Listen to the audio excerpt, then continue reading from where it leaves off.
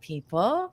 And then it became, and so my husband has magic fingers that come and touch technology, and my black screen on a computer that was fully on started to wake up again. And and look, it was so worth it. Oh my gracious. When I first plopped down in my chair, Charla was there. Charla and I see each other pretty much every week.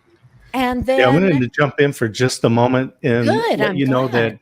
that we are full up in the room, and there Yes. are other people trying to enter the stream. And Hmm. so we have too many people. So if the people are trying to enter, you'll have to wait until probably the second hour now. And I do have because a you are comment. full up. Yes, there is a square that's Mike. Okay, so I think that maybe someone is doubled up. So the square that is empty and is still muted, can that be removed? Yeah, I'll have to take them out of the. There we go. I'm gonna And have to remove that Albert's person from the here. studio. So Yeah, Albert's here, and Liz is his daughter, Liz Miller, and she may be the one who is trying to get in too. Christine, I can back out and come back in later.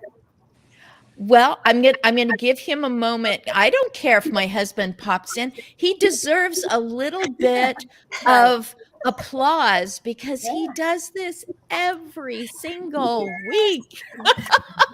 And he puts up with a person who really is not tech savvy, but also is not a good secretary. Like I was going, oh no, I probably should have put the link in the group, all that sort of thing. So But my schedule is real fluid today. So if you want me to back out so that his daughter can come in, that'd be fine.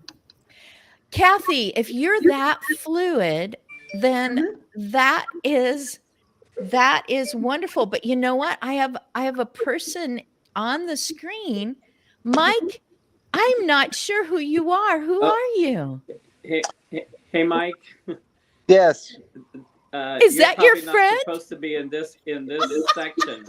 Oh, Click the bottom link on the link that was sent to you. There. all right. Are these senior moments? Sorry. Oh, please. Are we defining senior moments? I Who's love asking? With joy. I love it. No. Yes and no. Yes and no. New to technology, eager to participate, willing to come on screen, big smile. These are big smile moments.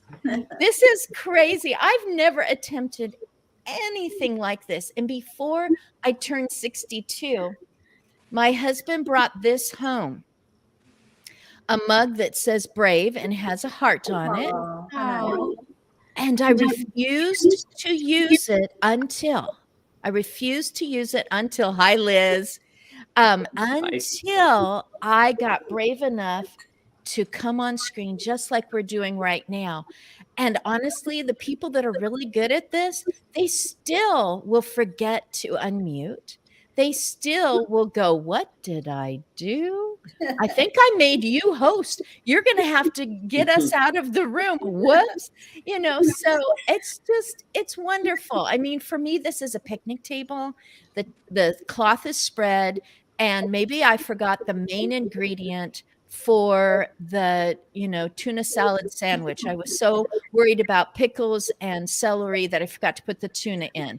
And you're all just taking bites and going, yep, senior moment, smile moment, or whatever it is. Goodness sakes. When we came onto the screen, Charla was there. Charla and I are just miles apart. And then we discovered that Denise and Christine Zeidzik, I said, you're both up north. And it turns out they probably cross in traffic.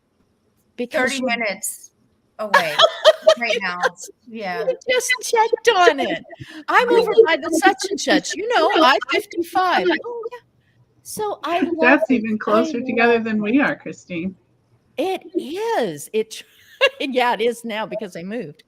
Oh my gracious. Albert, this is wonderful. You popped on the screen. Your friend Mike popped on the screen. Scott is my hubby producer is D. Scott Smith, motivational listener. He said that he got that idea from me. We were talking about being baffled about things, and our friend has a book called Befuddled. At this point, I would just like for each of you to just tell us your name, and I'll start with Charlotte. Tell us your name.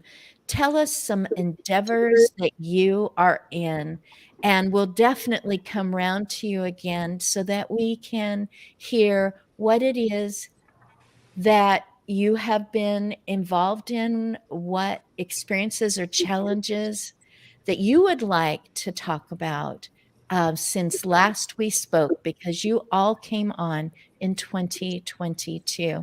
So, Charlotte, just briefly, who you are and maybe an endeavor that you're part of. This is called Aspects of Aging. If it fits into aging or anything living, you can talk about it.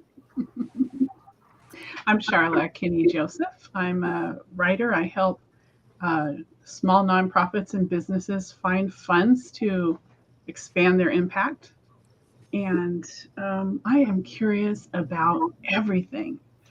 So I'm always wanting to learn new things. And yeah, so I could talk forever about all the new things I'm learning, but I'm going to let somebody else talk now. That is fantastic because you are aging. You are a different age than you were before you came on in 2022. And here you are saying, I'm learning new things. You're not saying, and the last thing I want to do is learn something new. I think I've covered it and I deserve to spend the next 4 or 5 decades just relaxing and letting everybody else pass me by. You're not saying that, so that's fantastic. Denise Brown. I'm always so grateful for you because I was trying to become brave about coming out in front of people to a camera. Camera always meant like TV. Like you're supposed to be on a TV show or something. And now we know it's just a vehicle for coming closer to a friend. Thank you for being my friend, Denise. And just tell about your endeavors. Yeah, it's great to see you. And good morning to everybody. Great to be on this panel discussion with everyone. So I think I was with you in November. We had connected earlier in 2022, and you were part of one of our conferences. And I think that's what helped you as you moved into Brave, because you were a great presenter during our conference last March. So it's been a really great time to be in our caregiving space. So I regularly work with reporters to help bring out and bring awareness of what family caregivers experience. So I was able to work with a Wall Street Journal reporter earlier this year. And JJ, who's going to join you next hour, was one of the family caregivers I was able to refer to the Wall Street Journal reporter. So JJ and her sisters were part of the article. And then 2 of our certified caregiving consultants who are sisters who cared for their mom were part of the article too.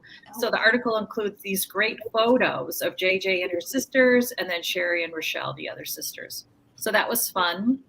And we are partnering with another organization to train direct care workers and family caregivers in the state of California. So we had applied for a grant and are receiving funding. So we're going to start that straight away, beginning today. And we are tasked with training 500 family caregivers and 500 direct care workers in California by the end of the year. So we have a lot of work to do. And then I have another partnership that just started with an employee benefit who's referring family caregivers who are part of this benefit to our caregiving coaches, our certified caregiving consultants. And then we've partnered with a startup to refer family caregivers to our consultants who are caregiving coaches. So it's good. It's good. I've been in the caregiving space since I launched my first business in 1995. So there were just a few of us in the space at that time. I mean, I can count how many organizations really were focused on serving family caregivers. There were probably 7 at most. And now when we think about this landscape, family caregivers have support from a variety of organizations that are specific to certain situations, specific to a disease process, specific to the type of support that they offer. So, there's still not enough. There's still much more work to do, but it's an exciting time to see so much happening really to serve family caregivers. Oh, I am so glad. I think of people like you as starting out with a machete and going through the underbrush to blaze a trail for family caregivers to know they are really not the only ones. It's just not talked about much. And now I feel like you've got some bulldozers next to your bulldozer, and you're just really opening things wide for people to know that there's somebody they can just talk to. There's actually an app for that. There is training so that they go, wait a minute, what was my training? Not just preparing for like military stuff or just preparing to run an oil rig or something, but there's preparation for something so important, and that is continued living as a caregiver and as a person who is receiving care or is a partner in that care for their own health and continued development and interest and curiosity in life, and being healthier in those relationships. So thank you. Just down the street from you is a brand new friend named Christine Zeidzik, and she lives in a beautiful spot, and she's been missing something. And she talked about that just before we went live. So Christine, go right ahead. So I have 2 seasons. I know I live in a place where we have 4 seasons, but I have the lakefront and then bed. So I hibernated over the winter. No, I really do go. I bring paperwork with me and I sit in the car and, still trying to conserve gas. So I dress in lots of layers and bring warm beverage. But that was our joy, always bringing joy into my work. And not everyone knows your work. What you drive to a lake and look at all the beauty and sit huddled with your hot drink doing paperwork for what you do during the day.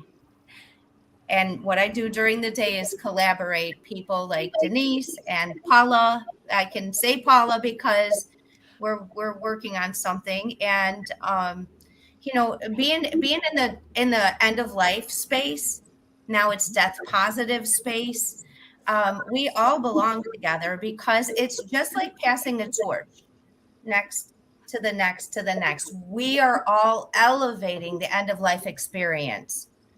And so last time we met, I was at the beach, and this time I'm in my bedroom.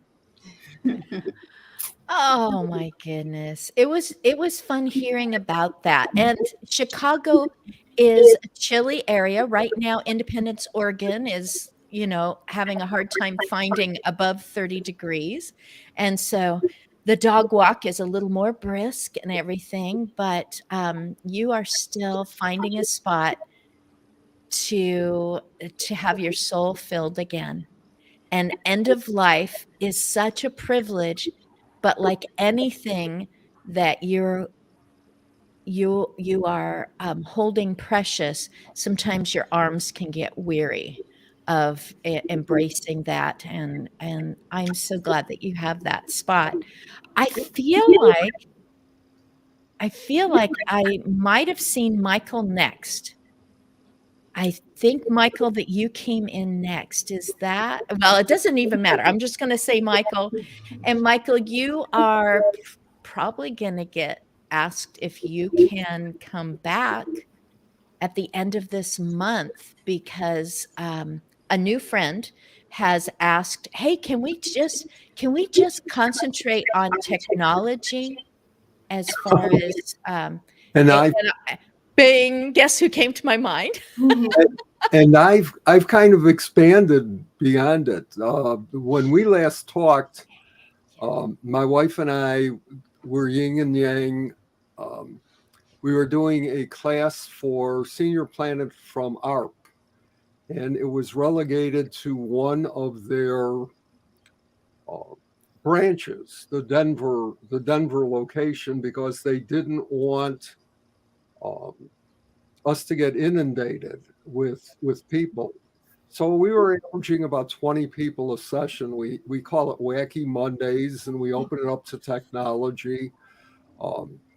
We do presentations, and then people ask us questions. And then as of the first of the year, when they started migrating back to in person, they decided that their trainers couldn't handle both in person and online. So what happened was they consolidated all of the online programs under one office and asked us whether we would like to go national. And we said yes. And That's good news. so Monday, we had 105 people on our session. And people were asking us, how do you control and answer questions from 105 people? And all I can say is I get wiped out and I immediately have to go downstairs and relax in my chair.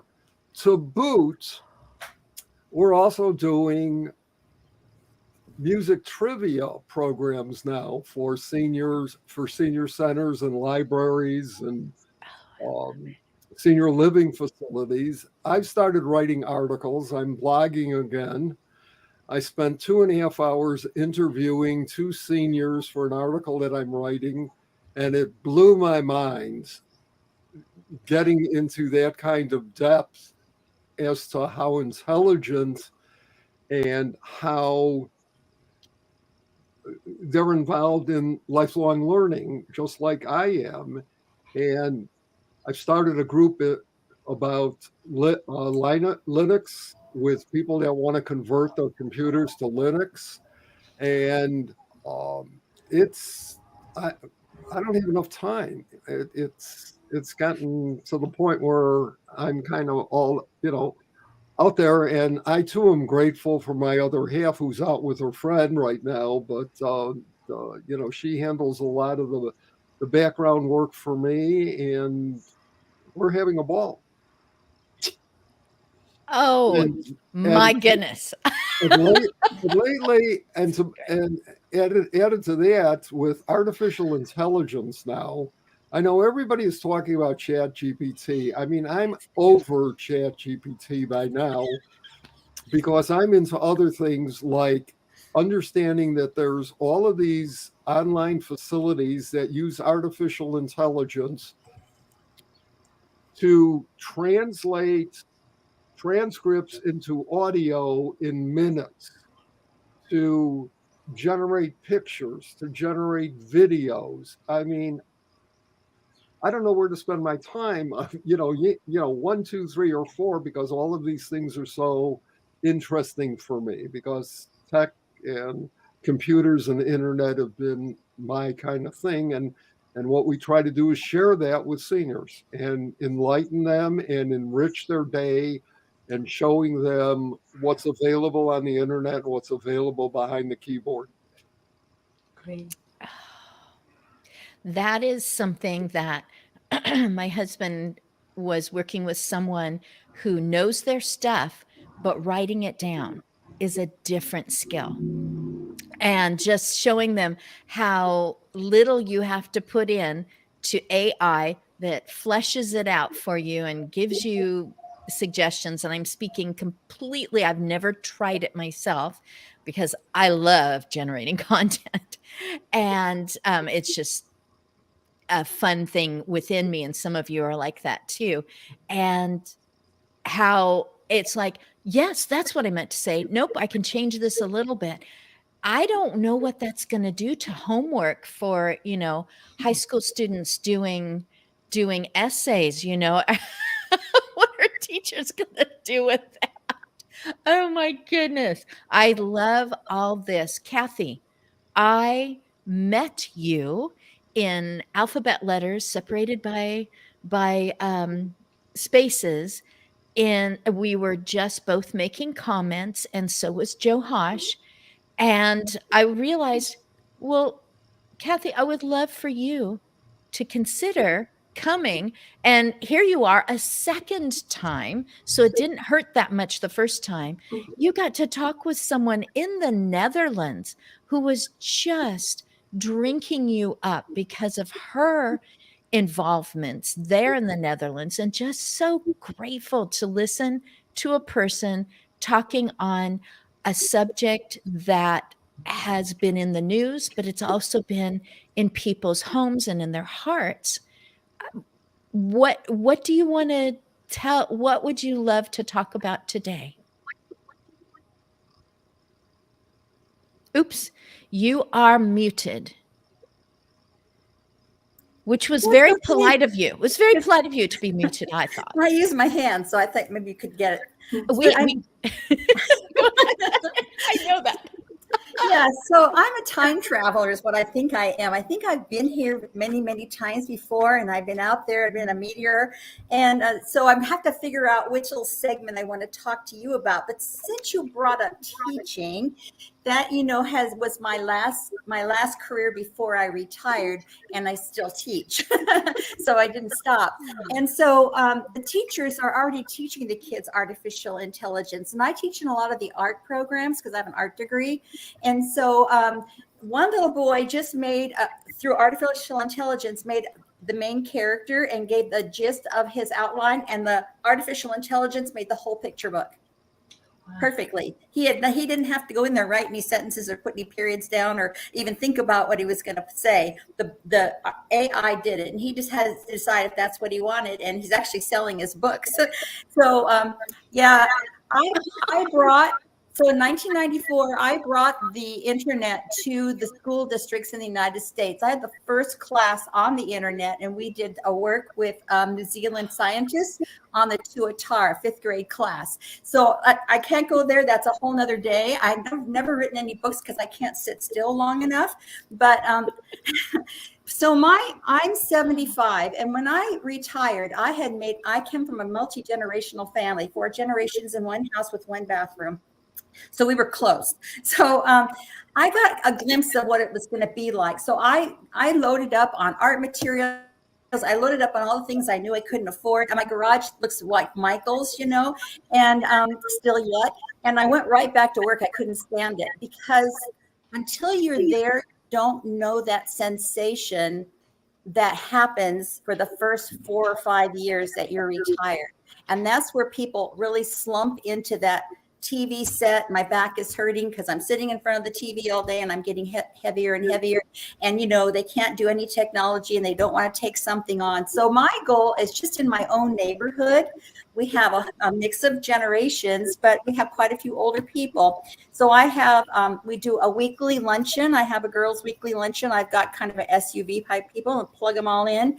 I just got my trail ambassador certification from the Fish and Wildlife Center. So as soon as the snow melts a little bit more, we'll go to Steigerwald and out to Ridgefield, and I'll take them on those walkers. Well, I don't care what you got. With the push you carry or whatever we're going to do, we're going to get you out of there, because you don't die at 65 or you don't die at 62. You have a whole long life to live, and it's not going to be on the couch in front of the television set. So that's kind of where I'm at right now. And if you know anybody that lives by me that could take dictation, I have lots of books I'd like to write. Yeah. That is amazing. So I have a new friend for you. Okay. Vicki Schmal. She actually lives just about an hour from me. Vicki Schmal, for 2 reasons. 45, this year it'll be 46 years ago, she started the first gerontology conference in our area. I don't know how, if it was the first ever, but gerontology as a subject was rather new. It started Right. out as, home economics and then family sciences and all this. And she told me all this over breakfast. And little by little, I realized who I was sitting next to, just like I'm realizing right now, who is on the screen with me today. And she has her own business now. Uh-huh. I couldn't tell you her age, but she started the gerontology conference at Oregon State University 45 years ago. So Okay. she has a lot of clout following her for Right. sure. But she also said, "Hey, Christine, I'm going to take the manuscript that you sent me. I'm printing it out tonight, but I'm leading a trail ride in Eastern Oh, Oregon with about 31 women, oh my and we'll be God. staying overnight by campfires, Oh, X number of nights. I think you two would have at oh least yes. 3 things to talk about: education, just the whole concept of aging as a subject, a topic, and then going out on trails and getting people to go. She used to go, and this was the first summer that she was willing to give it a try as a leader. She was Uh-huh. going to be reading my manuscript by campfire light. Well, it's all about aging. So if you need some spooky stories to scare all the women, no, what happened next? So can you send me her phone number or contact information so I can be in touch with her? I will definitely do that. It's Sounds Vicky good. Schmall, and I can't remember the name of her company now that's just up north of me. But you two would have fun together. Yeah, and it's hard to find women my age that like to be outside, and I'm definitely an outside. I grew up in the ocean in Southern California, so I have just been an outdoor person all my life, and so I would love even just to experience the campfires with her would be wonderful. Oh, great. Albert and Liz, and you have Paula in between. Paula, you are the inside of 2 bookends, and these 2 people know each other very well. I would have to say that Albert knows Liz even better than Liz knows Albert. Only because he was there at her birth. They do share the same last name, and there is a reason. Liz, the last time in 2022, you were on a different continent than your father and myself. So both of you can take turns. You can be like family and just both talk with each other, but go for it, Liz and Albert. Okay, well, I will start, and then Liz, you can pick up the tail and say everything that I missed. I will be turning 70 this year, and as some of you know, are we okay? Yeah, You I was like, okay? whoop whoop. Okay. Yes, all right. So Liz and I wrote a book together, number one. It's kind of my memoirs and her input in that. So that got published in May of this year. So I am in my old age now going and trying to say, what do I do? I'm reinventing my life, as I like to say. And I'm actively planning my retirement. I'm an ER physician. So as the rest of 2023 rolls on, I'm going to be reinventing my life and starting a new career and leaving the emergency medicine to the younger folks to do. So starting in 2024, I will start doing life coaching and maybe some health coaching also.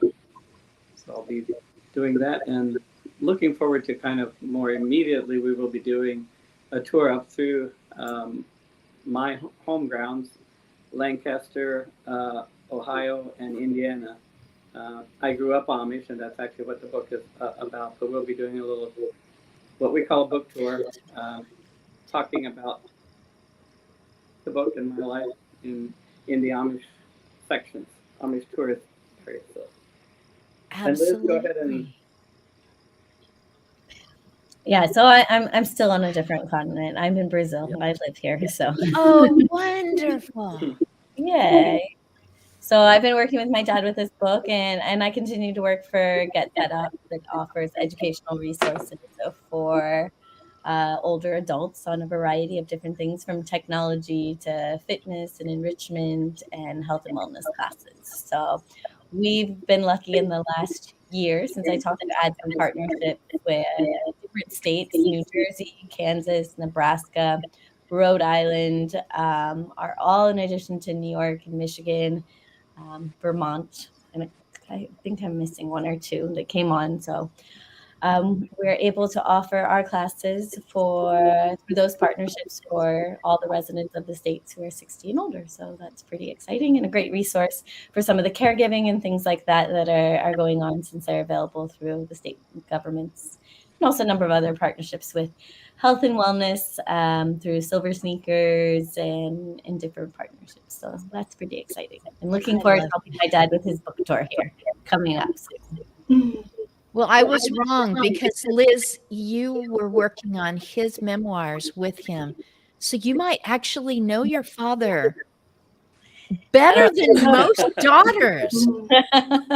Yeah, because all of those secrets she has kept from me, I don't know, you know. That's right.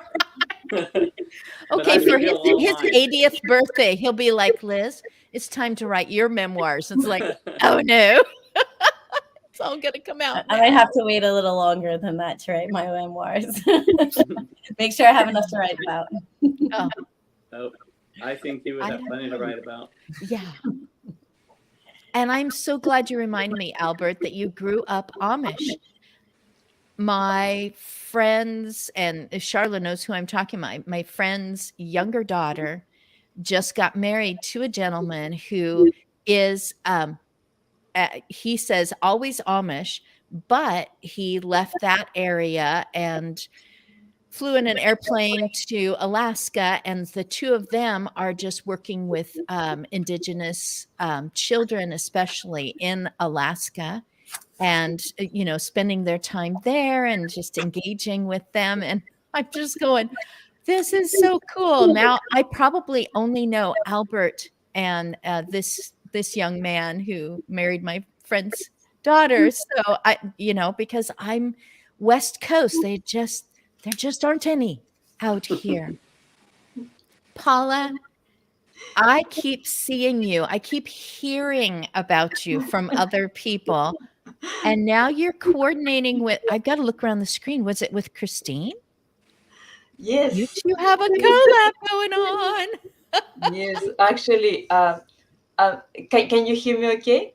Perfectly. Yes, wonderful. I'm so happy with this panel. I mean, I just know so many people. I had the opportunity to meet Liz, and we are talking also, sort of exploring some collaboration with one of her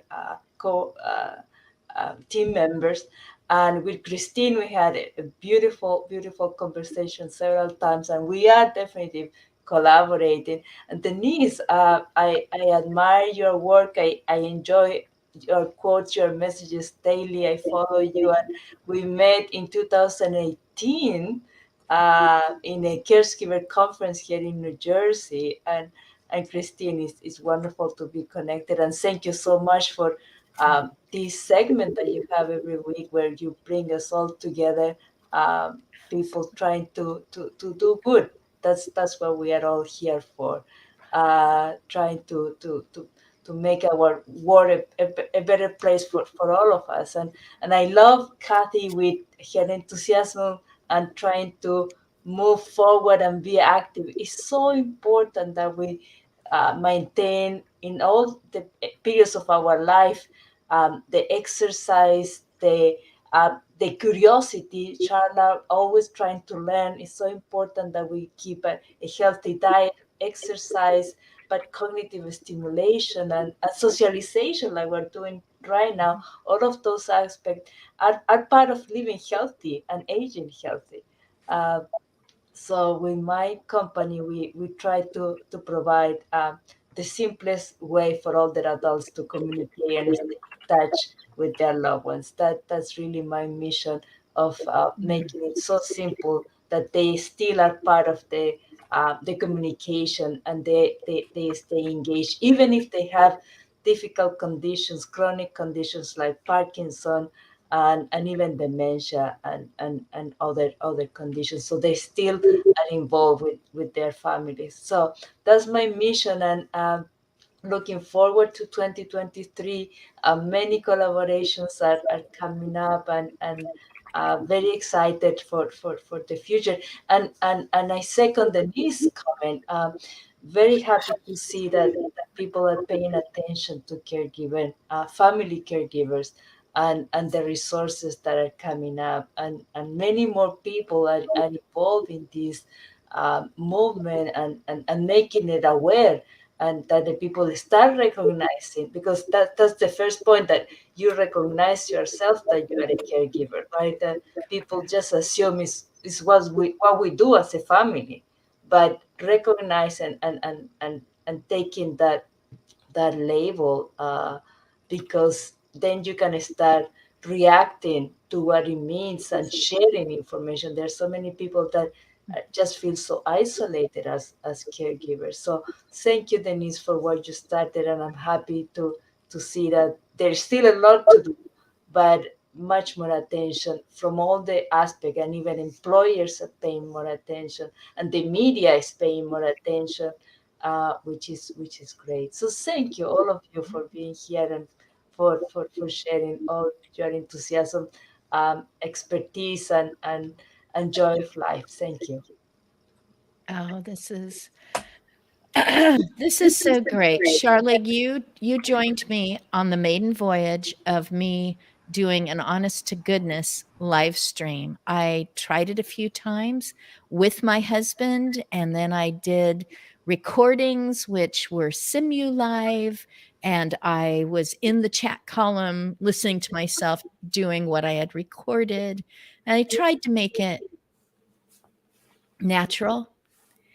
And then came this moment where I thought, well, I see what other people are doing, but can I do it with like no ads, no music, and just a gathering of people? And you were a friend who said, yes, I will do this. But you were also a friend who said to me years before, I will help you to learn more about what you can do on a computer. And it wasn't just to learn it, it was to use it, not just to have the knowledge, but what can be done with it.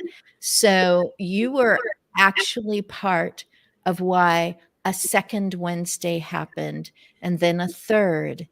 And now here are people saying, I like your platform, or whatever they call it. I like the way that you're doing this. And I'm going, I'm not doing anything. I just wave and we start talking.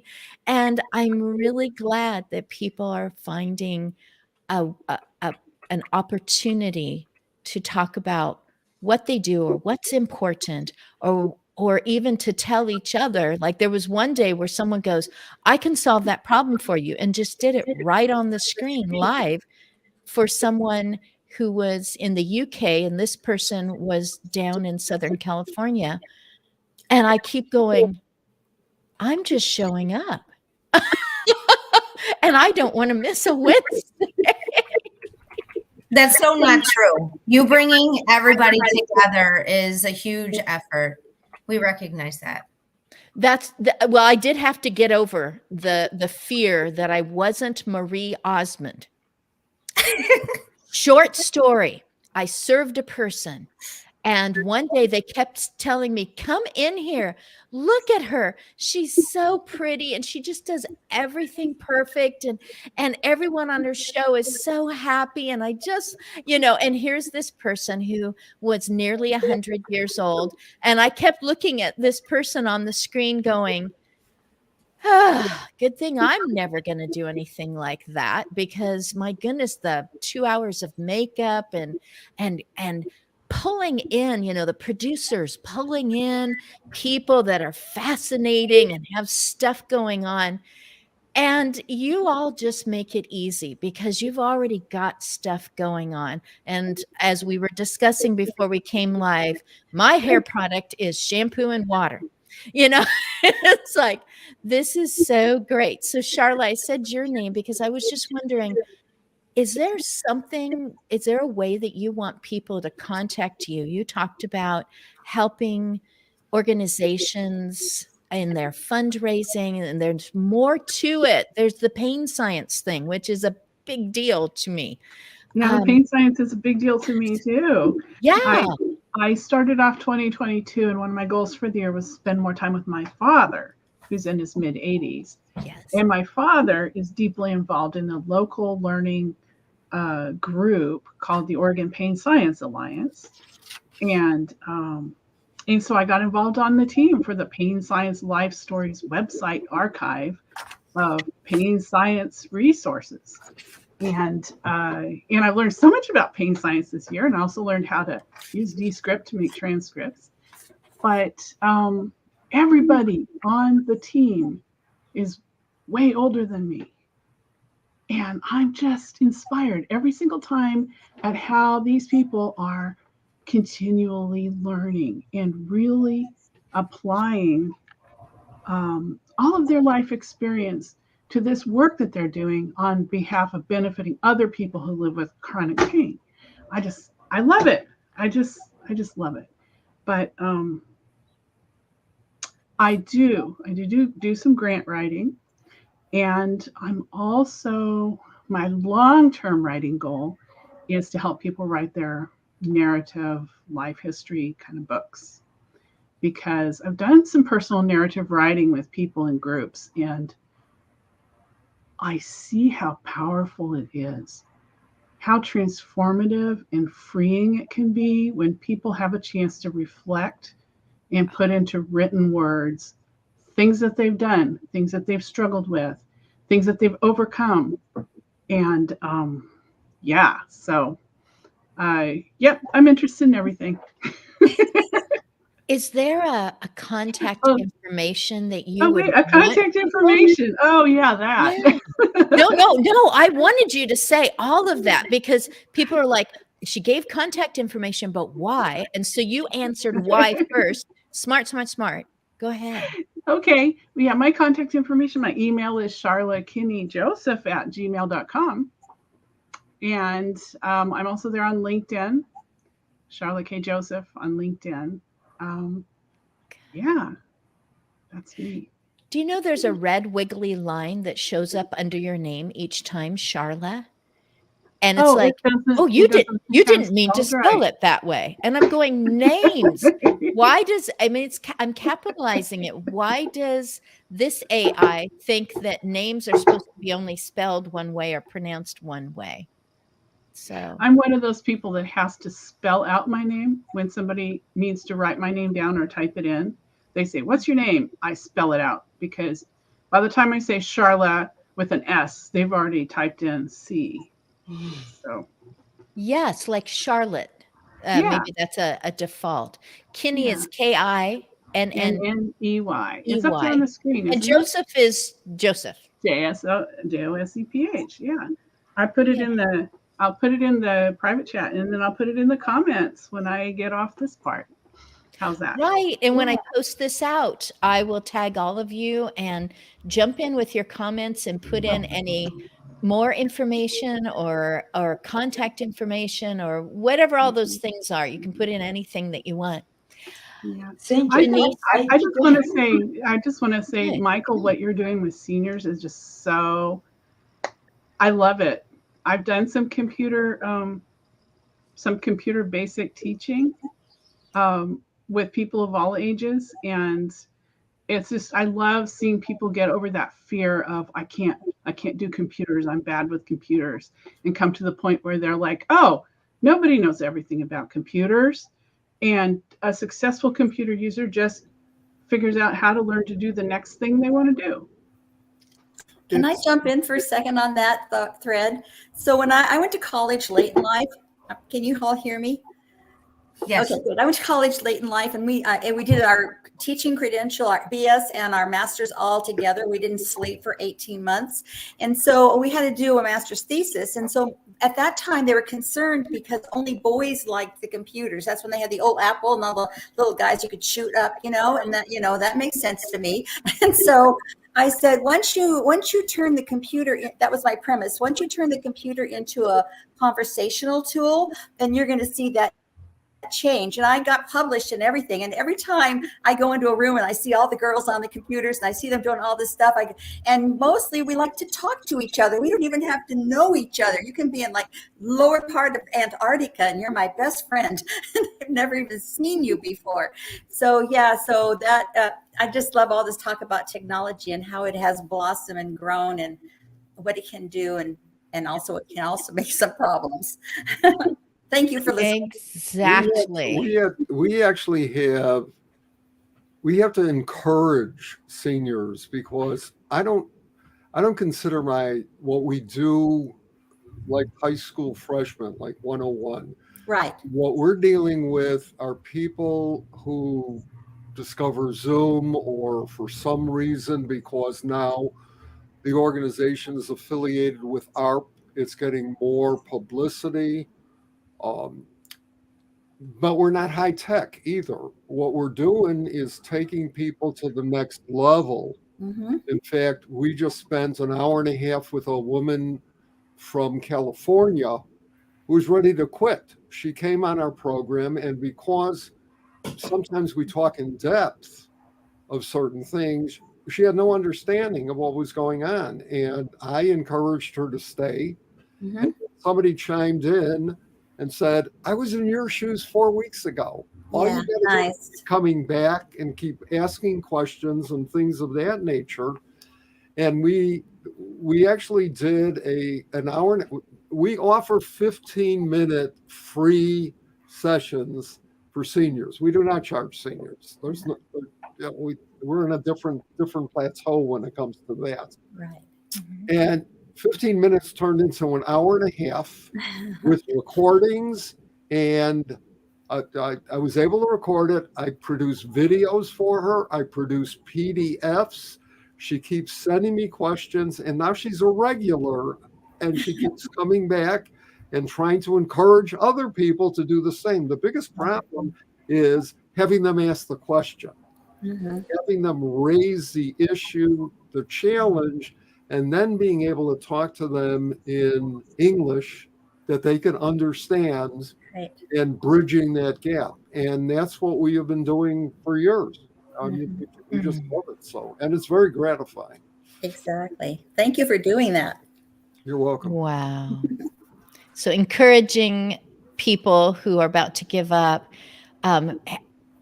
giving people a handle for recognizing that they are a caregiver and that they will encounter things that they wouldn't have understood was draining on them, or that they thought they had to invent a way to transfer their loved one from this position to that position, and finding out that there's so much that has already been invented, but they can still be innovative the way that they use it.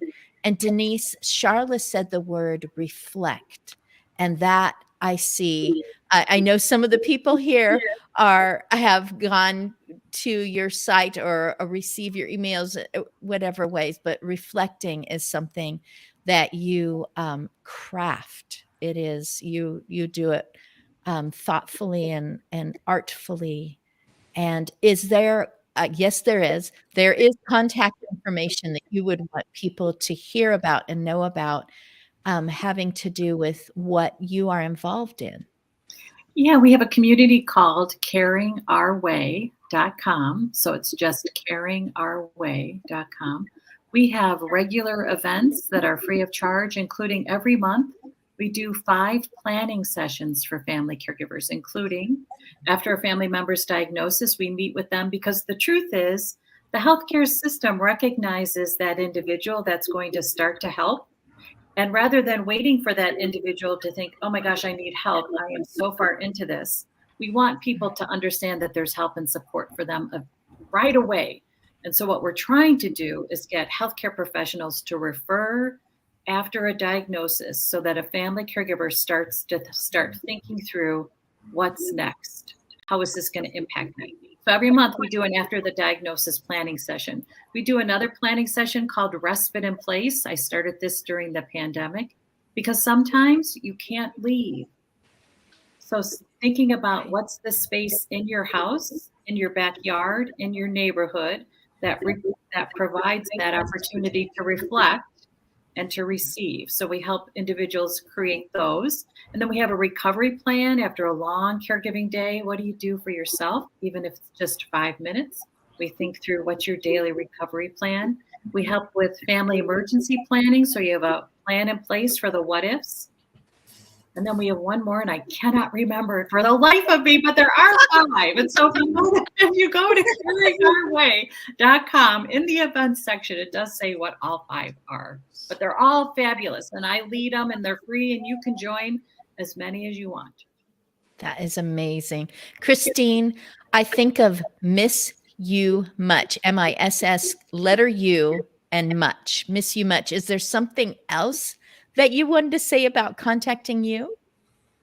Well, right now there's just a lot going on that I can't say. So I guess that's, that's how you get the quiet version of me, because we just entered into a few agreements. But what I do want to say, and I think this is important, is that I would not be here if it wasn't for you. But I wouldn't be here if it wasn't for her. That's my mommy. Hey, Mom. She's here. She's here. She is going to be using Paula's equipment soon, so that she doesn't have to sit in my room. We're each other's caregivers, so that's a unique situation. But that's how it all started with my mom. Have her come to our wacky class. Right? Yes. I'm going to invite her to do all of this with me. But isolation is, we all got a taste of isolation. So just imagine, we were able to come up for water and actually, grab the life preserver and get to the shore, and, they're me and the beach again. We did it, but not everybody got to come out again. So the more we do, all of us out there, is making a huge impact on the people who gave us life and their people and more people. Oh, I was cheering when we still had half an hour to go. And now that's 3 minutes. We have 3 minutes before I'm going to start waving goodbye. Liz Miller, what is your contact information? I put my contact information as well in the chat to share, but I can be reached at liz@getsetup.io, and happy to share any information about Get Set Up, but also about my dad's book or anything too, if you want to write there. I love it. Getsetup.io, because that's that I've learned from people in Ireland. .io. I don't know if it's of course it's everywhere. Whatever. Okay. Paula Muller, what about you? Sociavi, that ends with an I, comes to my mind. Yes, thank you so much. Sociavi is a Latin word that means share and unite, and it represents the mission of my company. So, and I put my contact in the chat, but you can find me at sociavi.com. So sociavi.com, and happy to share information, and thank you, Christine, for mentioning your mom, and happy. No, thank you. We're so excited. Yes. We're so excited because she'll tell everybody, and everybody will tell everybody else. That's great. So really making it simple to connect, and her technology is so simple. So simple. Mom will just walk up and just be able to talk to us without her. She does swear, and we hear that sometimes when her technology isn't working. We're hoping to avoid that, Paula. Thank you. That's the idea. Thank you so much, and thank you, Mike, for you using the right technique to help seniors stay be connected. That's the whole point. That technology allows us to stay together even when we cannot be present. Like right now, we are all sharing experiences and learning from each other. And thank you, Denise, for those wonderful planning sessions. It's so important to support caregivers. So thank you so much. Oh, Michael, you have wacky as WACI, wacky. And I can see on the screen it's wacky tips at gmail.com. Right. That's because we concentrate on Windows and Android, but also do computers and internet. So the programs and the tips and suggestions are global, but please don't ask me how to set up a Mac or set up an iPhone. I'll talk about applications that can be used on both and Linux and smartphones, but forget about setting up an iPhone. Way above me. I don't want to get involved. I'm too old to do that. Oh my goodness. Kathy and Albert, thank you. You have saved lives. You have shared with the world the first internet classroom. I love this. Every time I get into a situation with all of you people, and I mean that collectively, everyone else, I'm going, you what? You're kidding. Really? You guys have just been great. I'm so sorry. I have to say goodbye. I saw that Fred, who's coming in next hour, was cheering everyone on. So I'm sorry to have to say goodbye. I'm the only one that's not going to click out. So thank you so much. And thank you for Christine's mom waving at us. Oh, that was wonderful. Oh, thank you, everyone. Thank you. I look forward to connecting with everybody. Thank you. Same here. Thank you. Bye. Yes. Bye-bye. Wonderful. And the group gets smaller and even smaller. And I loved it when Albert's friend, he clicked on, he received a message. So, oops, Christine popped back in. I can't leave. Oh, no. Maybe my hubby / producer can help us out on that as well. He's saying goodbye to all of the people that were here for the first hour starting at noon Eastern today, which is the first day of March. I know that in this room today, pain science, recognizing that you are a caregiver, using technology as a senior, not because, you just hate feeling like this is making me feel dumb. And I don't, but we need to simplify what we do. We need to just, doing the dishes, let alone, building a house, let alone running a government. You need to simplify things so that they can be efficient, so that they will serve you and will serve others. And it was aptly spoken today in the first hour that everyone that shows up on the screen is trying to do something to help other people. So I do see Kitty right now, which I love to say, lickety glitz, lickety glitz. So Kitty Norton, I see right now, and I know more people are going to be popping in for this second hour. And I have done 2-hour things before. We did it with ALZ authors. So that would be Alzheimer's, ALZ, and then authors, because it started with 2 women who met each other across states and said, I wanted to write about my parent and what they went through as they were going into dementia and what I went through. And I wanted to say honoring things. And I also wanted to say, this is terrible. I can't handle another moment, and feeling like, is that okay that we wrote that? And then All's Authors has grown to over 300 people. We meaning my husband, D. Scott Smith, motivational listener, who's been on the internet a lot. Like the whole last 10 years, he's been doing marketing for people and coaching business, startups and everything. And so this has been his world, is to have people show up on his screen and he establishes a relationship with them.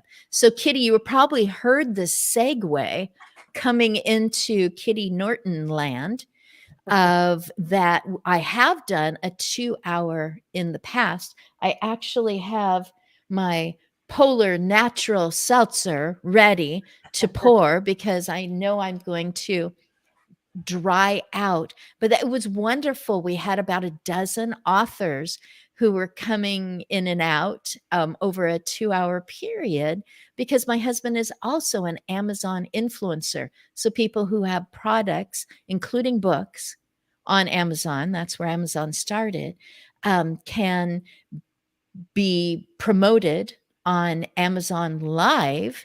And so we did that 2 hours with these people. And I do remember one of the authors saying, oh, this and I'm having a hard time, and, mentioned something about maybe being a little nervous or feeling awkward being on a screen and knowing that it's going out where people can just watch. And I remember saying to this person, what I've had to say to myself over and over in the last year and a half is, it's okay. It's just us.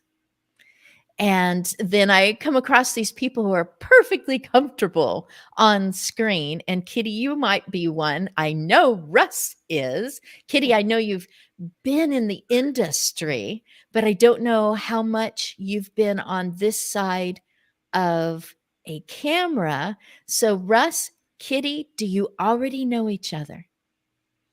I certainly know your face. Oh, really? I wouldn't say we're best of friends, but we can be best friends, Kitty. Come certainly, on. Why not?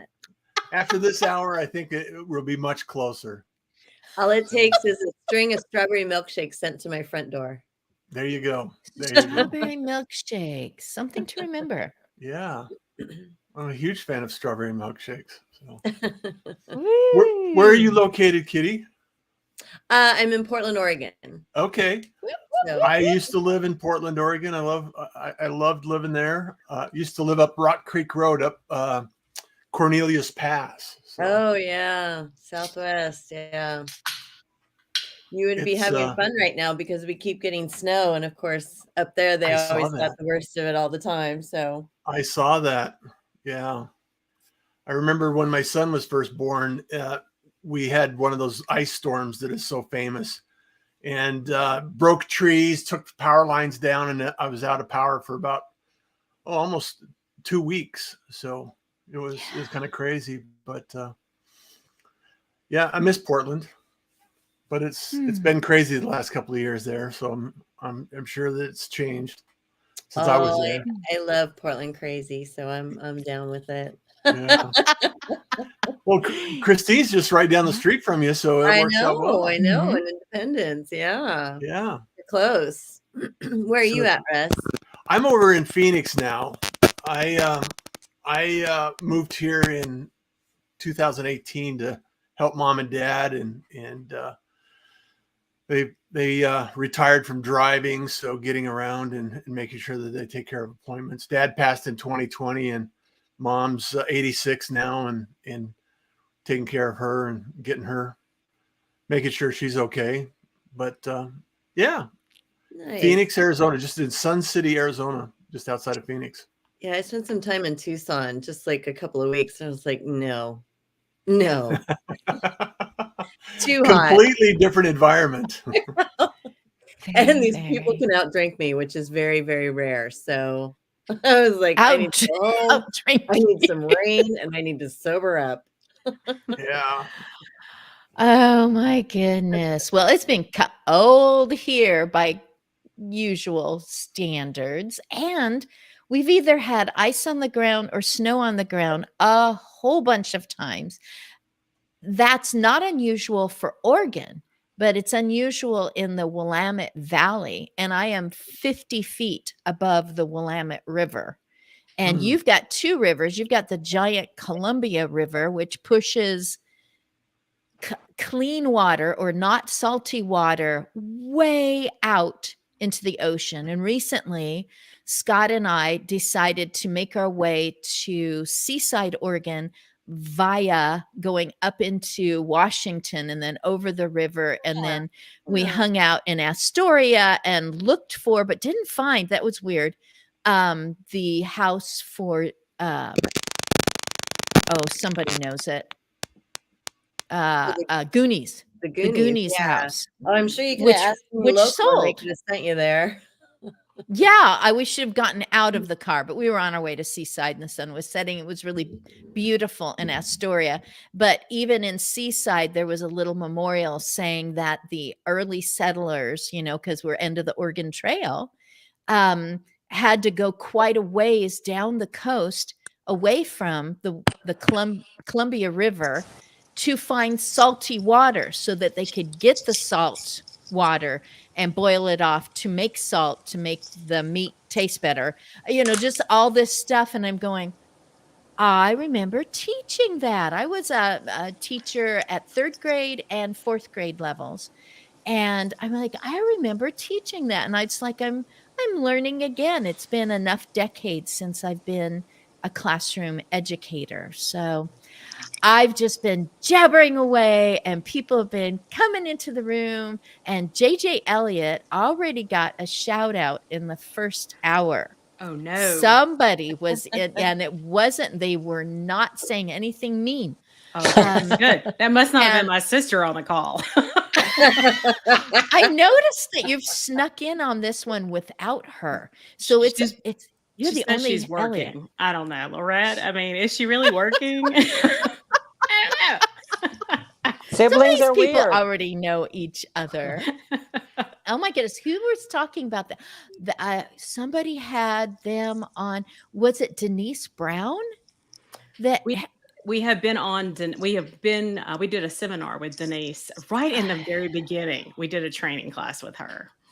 So, and she suggested that you be written up in an article. I think there were 2 sisters and 3 sisters written up. So she's, like I expected her to say other things. And she said, well, I've been busy making sure that articles are being written, for big old newspaper things and, or magazines. And I'm just going, oh, I am so glad I'm getting together with these people again because stuff happens and you can tell the stuff that you want to. I know there's a possibility of a few that Maxwell and Fred, I know Fred was commenting the first hour of today. So Fred might be popping in pretty soon. Thank you, husband, for being the producer and making sure if Fred or Maxwell show up and are knocking to get in. So, yeah. And what was fun the first hour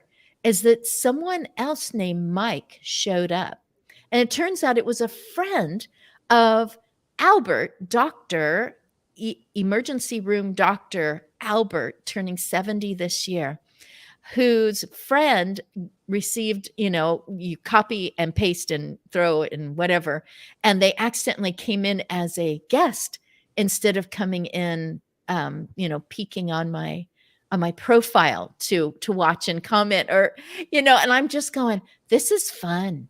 This is fun. You throw out the tablecloth on the picnic table in a park and you put a big basket up there and you just never know which bears are going to come over, if there's ants coming, or people are just going to come over and go, what are you were saying something about caregiving or Alzheimer's or, you're in what kind of media, or so you have a parent that's challenged by oh, so do I. Boy, I wish I knew just one other person I could talk to. And it turns out there's so many people who have walked this path and have made innovations and developments and have become very creative, and also would just like to tell you, yeah, this is emotional.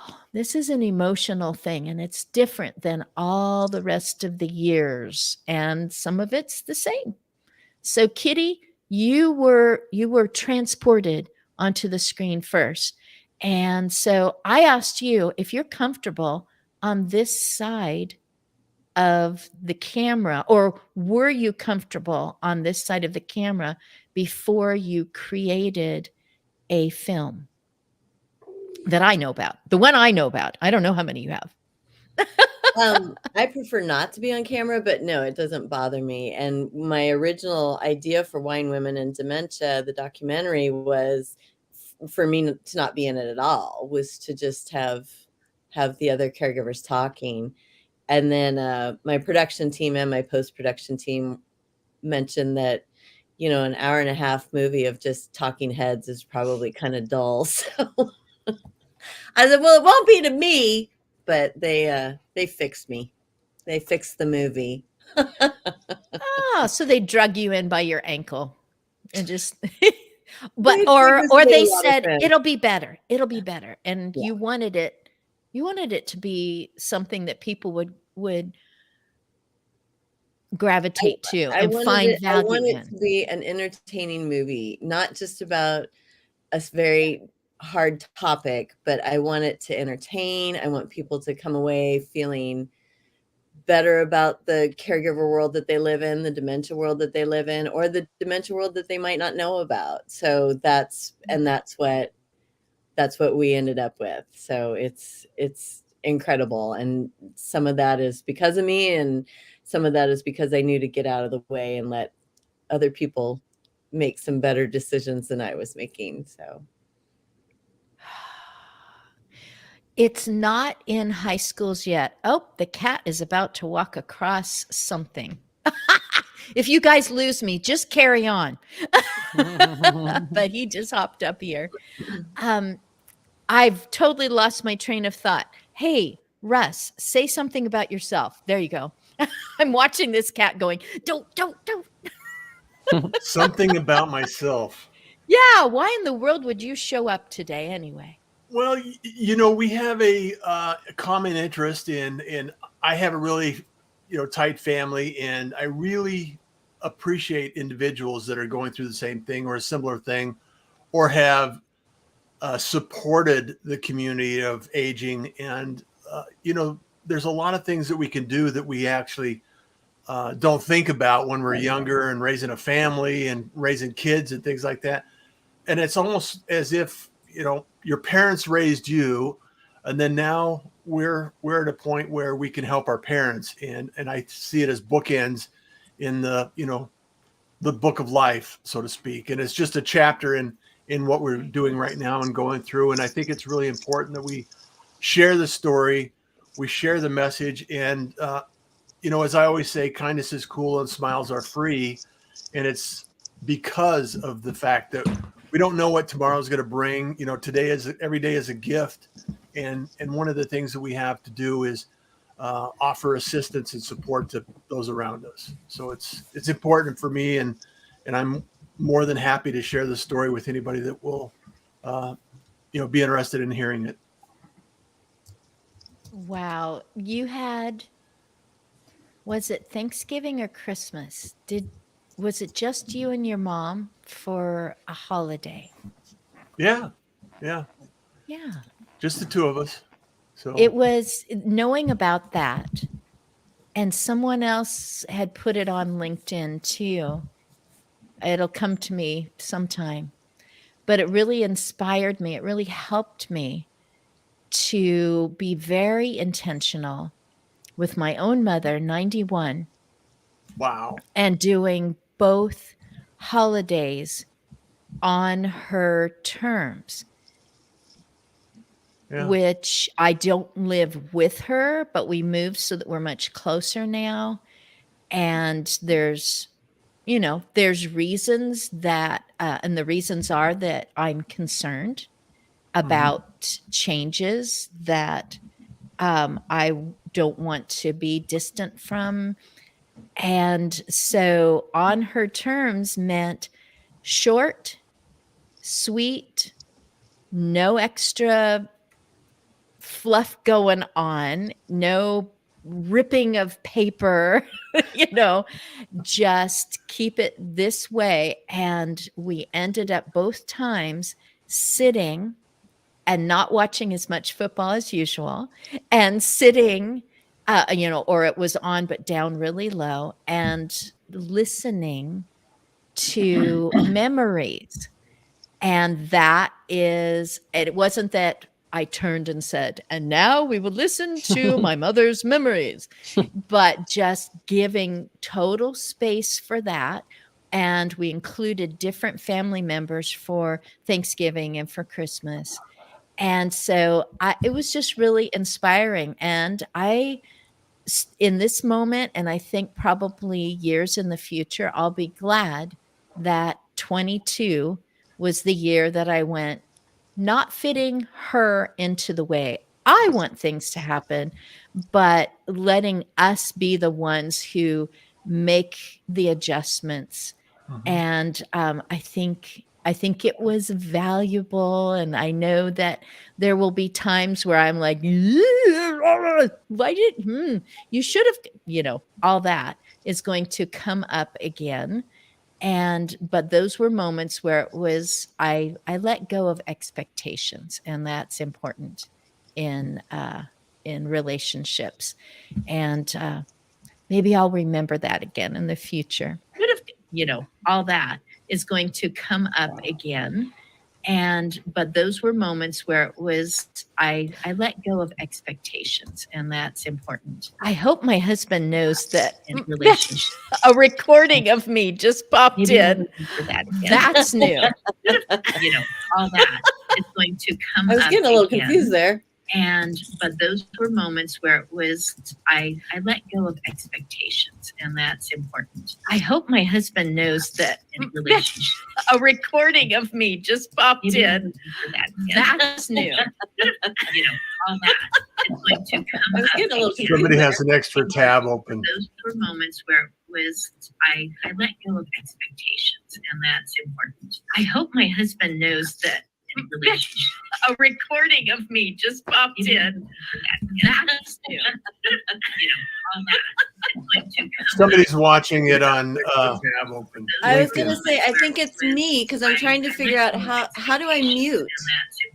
Okay, on the top of the screen, on the tab itself where it says LinkedIn, right mouse click and then say mute site. Somebody's watching it on I was going to say, I think it's me because I'm trying to figure out how do I mute? Sorry, could you tell me how to mute again?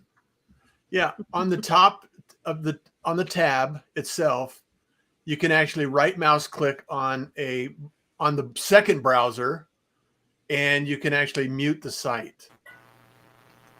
Or you can do it right in the on the screen itself. If you tap the silent and the mute on the LinkedIn video that's playing, Yeah, you can mute it there as well if the browser doesn't let you. I'm going to do mute that. a little bit just to respond to a comment. Thank you. Sorry. It's okay. Hey Scott, how you doing? Goodbye. Well, it's good to see you there. I don't want to interrupt, but I love seeing you guys, by the way. So we'll care. talk some more. Good Talk to see you up soon. and about.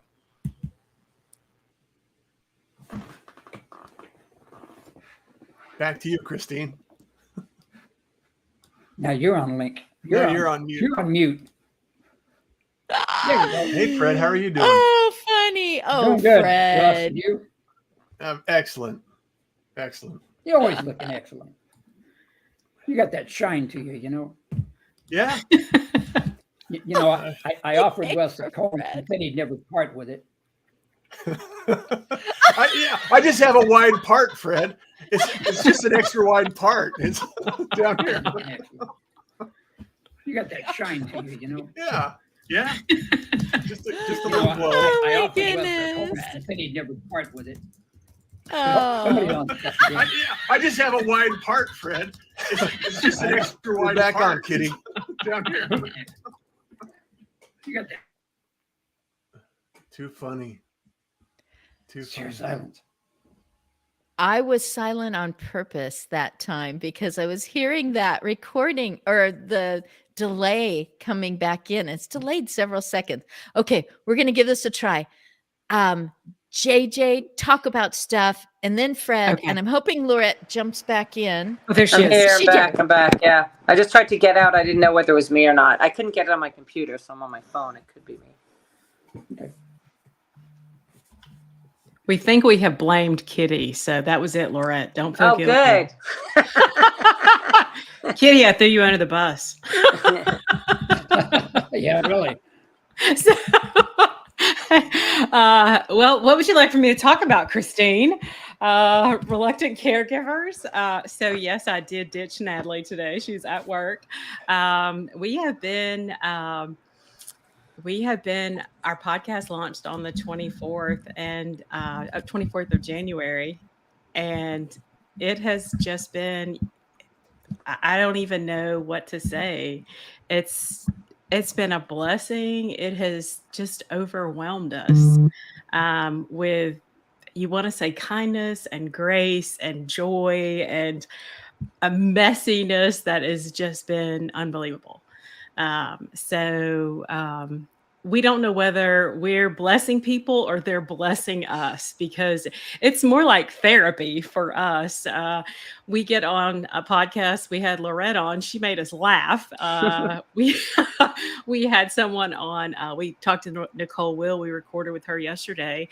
We were crying. And so it's really an amazing experience that it's just so cathartic. It's just, people just want to be heard, and we're all storytellers, and Kitty knows that, from your movie, your documentary, but there's such a healing experience in just sharing your story and laughing.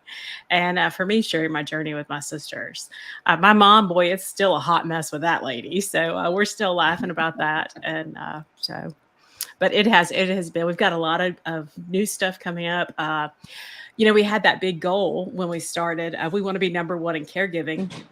Our numbers came out, and we actually were the top 2% of on our platform. The numbers finally came out. So on Buzzsprout, and the top 5% in January for the United States. Super. So we were happy with that. We were like, we will take it. I wasn't Joe Rogan or Michelle Obama, but I was close. So we took it. That's great. Yeah, so it's been a blessing. We have really been, we're loving it. So, Well, if I can just jump in a second, I think you guys did a really good job. And I missed a couple just because I was away. Sorry. But just picking, not just picking different perspectives. So every guest was in either a different situation or had a different challenge. So I think that was really great. It wasn't, it was well done, well crafted. Thank you, Laurette. So there's still lots to come. And so there's just everybody is a different story. And so there's lots of just experiences that are totally different.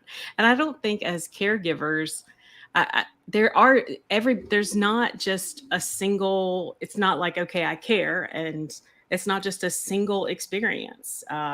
There's different ages, there's different, we talk about the sandwich generation, but, we have people that have their kids they're teenagers, and then we have people that have littles, kids that are under 5. And, but every story is just phenomenal, and we're learning, they're sharing, and hopefully other people are being blessed. Joy Laverty, we talked to her, and she said, girls, girls, which is what everybody calls us, girls, I want you all to be careful because I hear your enthusiasm. So don't burn out. She said, but I just want you to remember one thing. If you touch one person, just focus on one person. If it's one person a day, or if you help one person, that's all you should ask for. And that really is it. If we get one comment that said, I heard this in your podcast, if I get one person that I touch from a podcast, that's enough. That's why I'm here. And that was kind of our passion in the first place, was if just one person learns something, if one person gets a laugh or brightens somebody's day, and we get that, that's all we were asking for. It wasn't, it's just one person at a time. And we're getting that, and that pleases us. We know that was our purpose. That's why we're here. And Wow, I received the same advice. Yeah. When you're reluctant, that word was going to come out of my mouth anyway. Mm-hmm. When you're reluctant to take something that's near and dear, and you think, I feel like this is so important, but what if I put it out there? And it's like, this is nothing. This is tissue paper. And it's like, could it help one person? Right. Then put it out there. Yeah. So, just tiny, small things. Fred does tiny, small things. He puts little emojis and calls people, Lady Christine. And for some reason, and then, he means no harm when he is going after Russ over here. Because he's probably going to send him a bunch of emojis and, fill up his box with, all these great things. And Fred, why can't I think of it right now? I know guru is part of, but there is a word that you have at the beginning or the middle of the title of your book, and you're working on another one. What is I can't think of it. Help. Attitude. What's your word? Attitude. Thank you. Simple. Yeah. Attitude. That's attitude. Everything, all the seminars I do, and the 3 books I have written, and the one I'm going to write, it all ends with attitude. Success with an attitude, health with an attitude, leadership with an attitude, and I'm writing on faith with an attitude. So I believe the attitude is everything. And everything. I listened to your first hour. You had some phenomenal guests on there. My gosh, they were fantastic. Yeah, it was unbelievable. I was wowed. I didn't know that about Kathy before. Oh, it's so worth it to have people come back on. Oh no, you're just like, wow, I thought this was you, and now there's, yeah, wow, yeah, it was fantastic. And JJ, you're doing some phenomenal stuff, and you brought up something about people and sharing stories. And I do a lot of work with a lot of assisted living homes and memory care homes and independent living homes. I love working with these seniors. I'll be 78 at the end of this month on the 31st, 78. And I'm 78 years young. I got to say that I always like to use, and I love to tell every senior out there, I'm going to live till I'm 125 with an option to renew. Like that. So, but stories, I wish one of the things you talk about your parents, your caregivers, and all these folks, I encourage all of these folks that I talk to at these assisted living homes, please sit down. They won't ask you, your kids and your grandkids won't ask you, when did you and your husband, when did you and granddad meet? What kind of courting did you, what school did you go to? What did you do? What was your first job? I wish I could sit down with my mom, my dad, my grandparents. There was a wealth of information out there. So I encourage all the youth I talk to ask, but they don't usually do that until you get our age. You think, God, I wish I could have asked it a little bit more. So I encourage all the seniors, please go sit your kids down and tell them. So that, because that's imperative. That shares that's a legacy that you can leave with your kids. And it makes them feel that what I did when I was a kid, when I grew up, I left part of that with everyone else. That's why I think your attitude about yourself, there's a saying, and JJ, I think you kind of approached on it. There's a thing out there that's a new word, and it's called what's the imposter syndrome. And you said it too, Christine. Oh, I'm too bashful. I don't think I have enough to say. I'll just sit here and I won't, it's just not important. No, it is important. If I have a group, and when I was doing it live, I would go to the assisted living homes and do these seminars that I do, and maybe 2 people would show up in the audience. And I tell them, I said, you know what? God sent you two to hear what I have to say.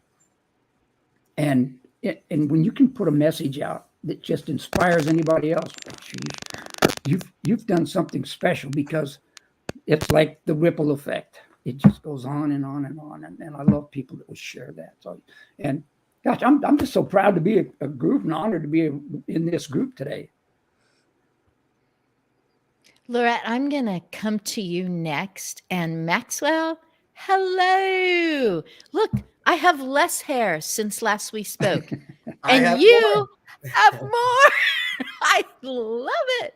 Oh, my goodness. So I remember that I had more hair. First of all, because I think it made a thud when 9 inches hit the floor. I went into a guy place and had them come. Story. Okay. But anyway, I was grabbing my hair and making long ponytails because that's how I could remember one Laurette from the other. There's Laurette Clyard that has also met with me on screen, and Laurette Fagini. You sing the praises of your brother. I see your mother swimming in the pool with your brother. And then I read what you're writing and I'm going, she's just, it's a seesaw. It's like you're so, complimentary. And then you're kind of like, this. And I'm like, oh, that is caregiving. Really, my caregiving experiences, though they were with almost 100 different people, I was always hired. So it was different. And yes, I became a confidant for the family. And I was invited into, situations like a best friend or whatever. But my shift always ended. And your mom goes on. And sometimes you wonder, you have wondered out loud on LinkedIn, is this, are we saying goodbye? And then rally. How are you doing, Laurette? Because that's amazing. Like I said, it's like a seesaw. You're just, I should do like this, the seesaw's going like that. Well, oh my funny. goodness. So How are you? How are you? I'm good. Great. You're good. No, I was thinking about, and first of all, Fred, anyone that says he wants to live to 125 and then wants a renewal is welcome to any group I'm going to participate in. So thank you for kind of setting the bar high there. And then, Christine, to answer your question, I was thinking about it as you guys were talking, and I feel like it's a little bit of a water park. It feels like a little bit of a water park this year for me, for sure. Because as I get texts from my brother, it's all over the place, right? And it's, like a water park, you don't know, the rides are just unpredictable and the waves are unpredictable. And I've made a very conscious decision to keep living a fun, energetic life. Always knowing, I was just in Morocco last week and I did a little video for someone. When you have someone that's on hospice, you're kind of torn between, do I put everything on pause or do I plan things knowing that I could lose a lot of money because I can't go, disappoint everyone. And I'm so glad I did, because I've done this now a couple of times. She went on hospice the beginning of October, and I've done a couple of things that, I didn't know if I was gonna be able to do it. So, I think I'm very lucky, like JJ, I have my brother, and I have another sister, but she has a lot of emotional, mental issues. And that's another caregiving journey that I'm going to have to address sooner rather than later. But the the whole thing. And for those of you who don't know, I had done my first book called The Song in Lola's Heart, and it really was about it started out thinking about the paid caregiver and how big of a part they played in a family's life to help people deal with end of life. And it was, some of the memories are based on, or some of the things in the book are based on my grandparents, and because they were immigrants. The reason why I wrote this next book is when I told my brother he deserved a cape, he said, write me a book instead. And that's usually how my book started. Is someone said, well, write me a book. I wrote one for my mentee, same reason. She said, wait, can I have a book too? And then it just pours out. And with my brother, we're not very lovey-dovey, huggy. So, I get off the plane. He says, get in the car, you drive home. He's like, I'm out of here. And I wanted him to know more than just texting or telling him. I wanted him to know just how much I treasure what he's doing. And he's doing what I don't think I could do I couldn't do it on a full-time basis at all. And he's doing it with such joy. And that's why in the book it talks about some of that he discovers that he actually really enjoys being with my mom. He's developed a relationship with her that he never had, growing up, and an appreciation. So I gave him the book before it was finalized, and it's now final, and it's on Amazon. And it took a long time because I wrote it in rhyme, and I'm not a rhymer, so it was pretty tough because my boyfriend read it. He's like, none of you're supposed to do the syllables. I was like, they're supposed to match.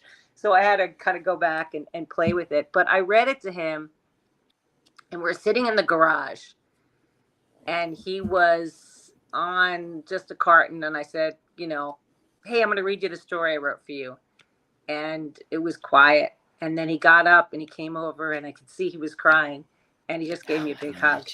Oh my gosh. And that was why I wrote it, and then since I read it to him initially, it had changed, and I read it for Christmas there were some family members there. And every time, we just kind of cry. And all those scenes, the thing that was so special about it too, was that the illustrator is someone I know from high school, and she illustrated the first book, Lola. And I hadn't spoken to her in 40 years, found her on Facebook, and then pulled her in. And to write this second book, which was so very close to everything we were going through, she actually came to our house and played Scrabble, and saw the pictures. And the picture of my mother was a video, actually, of my brother walking my mother in the pool with an umbrella over her head because she could no longer swim, and he's protecting her from the sun. And so she took those, and the pictures even on the wall when my father's passed and my mother and brother are sitting there holding each other, they're the pictures that are on our wall. So she really captured something that is really special to me, my brother, and my mother, who has, she has dementia and she doesn't remember. She reads it. So she's read it so many times now, and she likes it, but she never remembers she read it before. So I think she sees in the story something beautiful, even if she doesn't remember some of the things that, the references kind of. So, but yeah, for me, I'm good. It is about, I use a lot of humor in how I deal with it. And, but I really also have created and I'm keeping my life going. So, my friends, my partner, my relationship, my brother, I'm heading over, I'm going to head to New York in a week and a half, unless I have to go earlier, because we're at that, we're kind of at that stage. So I'm happy it came out now too. I didn't want it to be after she passed. Even though we all know, what's coming, it was important for me to be able to read it to my brother and to my mom when she was, she's still with us. So yeah, it's been a journey. Wow. Outstanding. Wow. Maxwell, I thought I was going to have to just hand it over to you and have you take over, because I see this brother that I've never met sitting on a carton and being silent and standing up, and the hug and everything. I was just like, I'll just write on the thing saying, Maxwell, your turn. Take over. Thank you. Thank you, Lorette, for sharing welcome. that. The Yeah, whole wow. thing That of was deciding sweet. on hospice and making decisions. Do I plan for my own future, or do I just stay next to a phone and a ticket? Always have gas in the car. Always, yeah. Maxwell, you came on the very first time, maiden voyage of, I think I'll invite people onto the screen so that way I won't be alone, because that's scary. And I will just ask them to talk about their stuff. And you had interacted with my husband because he's, marketing and all this. And I don't remember whether I told him about you or he told me about you. And I said, oh, and would you come into this thing that's never happened before? And you did. Thank you. Very entrepreneurial, just like the journey I've been on. And I'm always here to support, love, and help, of course. And I didn't know it was the maiden voyage, so I'm glad it didn't hit an iceberg. Until today. Thank you. No, I came in late. I was on a different link in the backstage, but I'm thankful that we got all the way through. I got the end of Fred's journey, and I just got Lorette's, and just the past 10 minutes of being here. I wish I did hear everybody else's, of course, and I'm sure I'll hear them again. I didn't have real, it's not a joke. I didn't have grandparents really growing up. My father was practically an orphan, and then my mother was kicked out of the house at age 16. And when I was old enough to be coherent, my grandparents moved away. But it does come full circle where, I invented something, one for myself. And mother, what is that? What invention is? You invent something for yourself. There's that slogan. I can't think of the top of my head. Oh, necessity is the mother of invention. Perfect. And then when I came home from college, my grandparents actually moved back to New York, where my family's headquartered. I said headquartered, where we all live. Because when I was born, they moved away. And, seeing my parents now be grandparents, my parents actually moved closer, and we already live so close. So, by when they hit their 90s, I became best friends with them. They were in New York. Their elderly home was right down the street from my office. And so 3 days a week, I would go hang out with them. And they were one of the inspirations for my products. So just real quick, I invented a peel-aways. It's a fitted bed sheet that has peel-away layers. As my grandparents grew older and older, I recognized that, from the college, not wanting to wash sheets, the section of life, changing sheets often, and at the end of life, having daily sheet changes, there's something here. And then my grandmother became my biggest fan. I'll take it at any stage of life, even if I'm 20 some odd years old, when we finally built a strong relationship. But when I started building my business, she was my biggest inspiration for the purpose where I never really had such a great relationship with her growing up, but now we're best buds. And, it takes 90 years for us to realize that, this is where we walk in life, and that family is all you got. And I never had grandparents, so I cherished the moment the second, they wanted to build a relationship. And my grandmother, when I first started my business, and they were still a little bit distant, she goes, Maxwell, you ever hear of a handkerchief? And I go, yeah, like a bandana when I go to a concert, and I put it around my head. She goes, no, Maxwell, a handkerchief, darling. And, and she goes, everyone back in the day had their handkerchief. We all washed it every day, and we would put it in our pockets, swear, and use it again every single day. And then there was this product called a Kleenex that came out, and it revolutionized the whole industry, where handkerchiefs almost became bandanas, right? My version of a handkerchief. And she goes, Maxwell, that's the journey that you're on. You've created a product. Exactly. You've created a product that just took the old traditional way and turned it into the new version of what hopefully becomes a habit in the new product. And she was my biggest pioneer. She was telling all the elderly homes, all her friends, how proud she was of her grandson. And I'm tearing up now. Of how proud she was of her grandson for coming up with this product. And they started using it in her elderly home. And it's a weird situation, now that my parents are getting older. My dad always jokes around, I don't want to have to use your product, but have to. It's going to be, just a proud moment.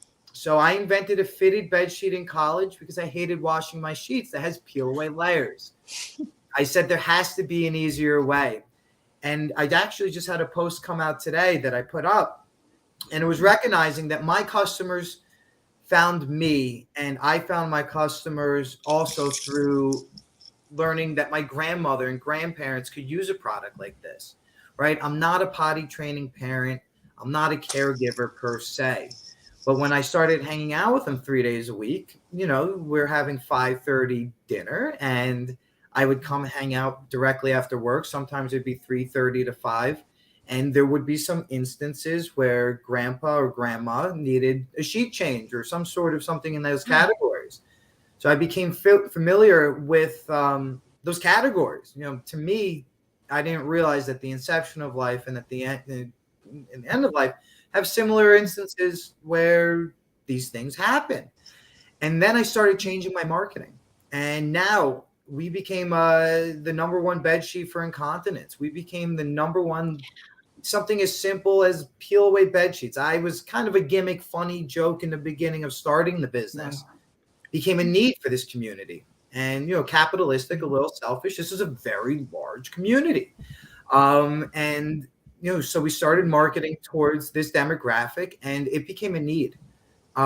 It became something that is so heartwarming when you read the reviews that something I invented and something as simple as a peel away bed sheet has changed, caregiving forever.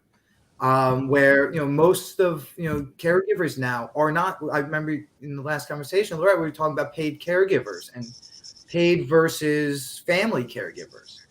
And, family caregivers and paid caregivers in my category are both superheroes. It's a very difficult emotional, I rather physical, stress than emotional strength, but you get both in this category. So, this is something that people full blown, heartwarming, give me full confidence that to continue on this business. Throughout COVID, I hit some deep, dark stages of business, which do translate into life. I try and keep them separate. There's no emotion, there's no crying in baseball, but there was some tears and sweat happening during COVID, just when it comes to building a business. And the caregiving community stood by my side the entire time. Because one, I invented something that changed their lives and it became a need. And when I ran out of inventory, just because there were some constraints to inventory management, I was getting all these letters saying, Maxwell, I need you to get this product back. And that's what helped me fight to make sure that I got my supply chain down, make sure that I got the business as efficient as humanly possible. And instead of just-in-time inventory, I would make sure I have extra inventory on hand. So I invented peel away bed sheets. It's called Peel Aways, a fitted bed sheet with the elastic at the bottom. You don't have to do the laundry constantly. Caregivers can now change sheets in 60 seconds or less, even if somebody is bedridden. And then just the community itself, Christine putting these together. It's a tight knit community, and America's getting older and older. And any tips, any hacks seem to be it's heartwarming. I didn't invent the gimmick or anything, so it feels really, really good just to be invited. Wow. I heard, Fred said he's just happy to be here. That he's getting recognized that he's a thought leader in this space, and this space is more dominant of a market in the U.S. than I think anything now, and it's only growing. The baby boomers are now, they put their lives on the line a million years ago. Not the age anybody, sorry.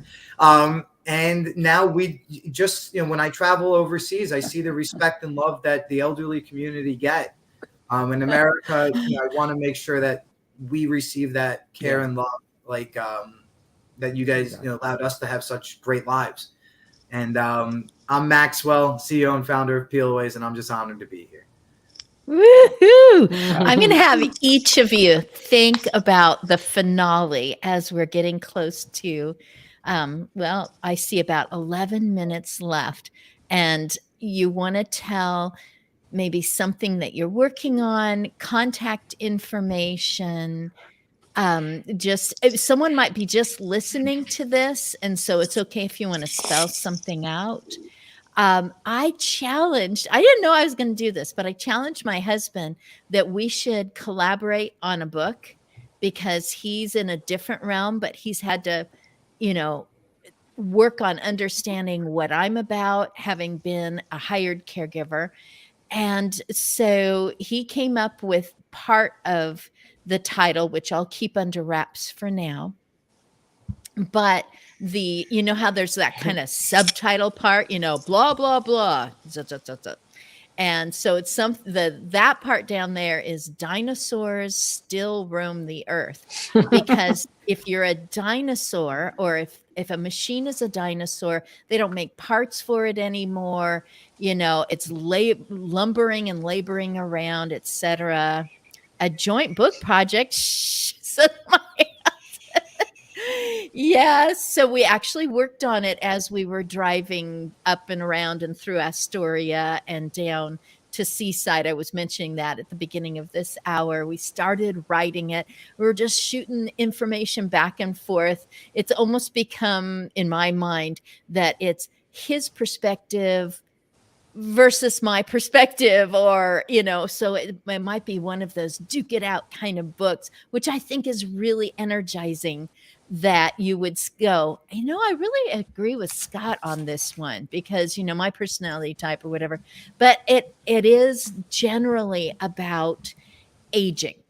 I'll just leave it at that. It's generally about aging and the things that are about that. But the dinosaurs, it's like, yeah, they're extinct now, but did they rule the earth, for a long time? And just kind of, I'm 63 now. So, am I a dinosaur? Am I dominating as a dinosaur? Am I stuck in the tar pits and I can't get my little whatever kind of legs they have? It's just an interesting way to go. So that's new. Russ, were you the one? So I'm going to go to Russ first. Russ, were you the one that said, Christine, your word for the year 2023 is publish? Did you that was put the that out to me when Yeah. I was on your talk time with what's her name? Liz. We were on an author Liz adventure Lawless. with Liz. Yeah. We were Yeah, talking okay. about your yet to be published book. And then we came up with the fact that you needed to publish. So Still working on it. It's March. Oh my goodness. I can't believe it. It's hard to imagine. Get it together. I'll start with Russ. Russ, what do you want people to know about you, and how can they maybe know more? Well, as always, please connect with me on LinkedIn. I love to engage and connect. And also, if you want to have a brief call about, marketing or media or live streaming or anything like that I've been involved in, you can always book russ.com and schedule a time to have a conversation. More than happy to connect and have a conversation with you. And one of the things that I want to mention as a result of this conversation today, Christine, is the fact that, we're all here. We're helping in the caregiving space, but also we probably have family. I moved away from Houston and away from my children to be with my parents at this point in time. And it was by their recommendation that I come here and take care of them and be with them and support them.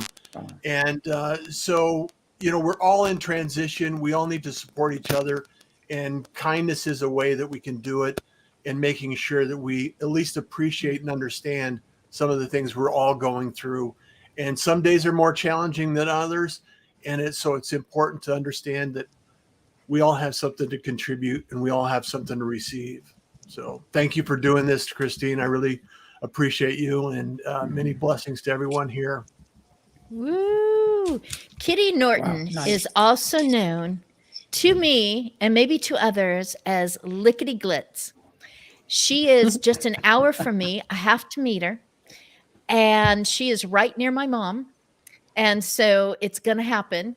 Maybe in the line at Fred Meyer or something, but maybe a little more intentionally. And she took her background and created something. What do you want people to know, and how can they contact you? The film is currently going through the festival route, but we're also doing some community conferences, private screenings. We just redesigned the website. There's going to be some social media influencers doing a preview.